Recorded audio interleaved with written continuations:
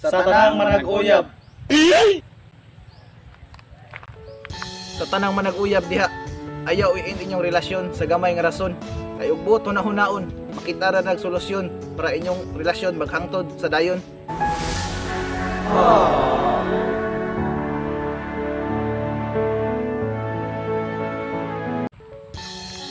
Tanang nag-uyab diha. Swerte na kayo mo sa inyong mapili. Nga ikaw ang iyang mahimong inspirasyon sa iyang pagbago.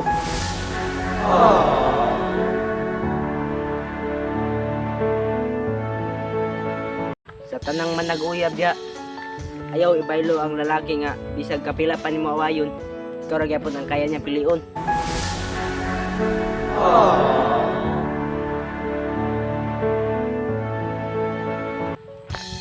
Sa tanang manag-uyab diha, hunahunaw kadaghan usa mo magbuwag nga wa mo'y dapat kamahayan. Kay dili sa tanang panahon magpabilin siyang uyamot gihapon.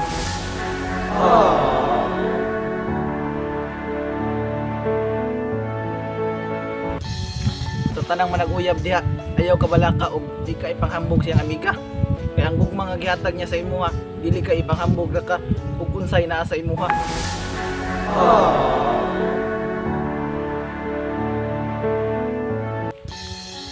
Sa tanang manag-uyab diha, nganong mag-cheat pa man ka sa iya ha? Kung siya palang daan, sakto na para sa imuha. Ayaw wata nga mag-hold siya sa imuha kung mo'y hinungdan nga magmahay ra ka.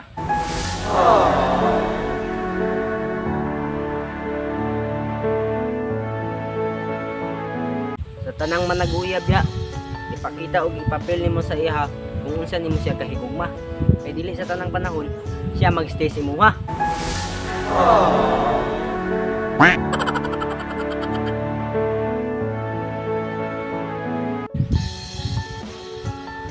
Sa tanang manag-uyab diha, oo, pobre ra na siya, pero dato na siya sa gugma at kaya niyang ihatag sa imuha.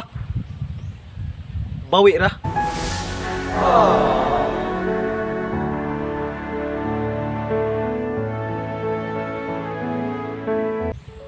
Sa tanang manag-uyab diha, laban lang kung unsay naa ninyo karon. Bisan gikapoy na mo, ayaw isurrender inyong usag-usa. Kayo buot hunaon, mas nindot kabuton inyong kaugmaon nga maghugpong mong duha.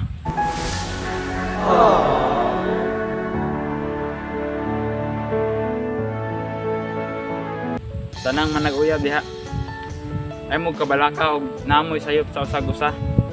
Kay natural ra nang masayop ta. Ug pilia nga mangitag solusyon aron dili maguwa ang inyong relasyon.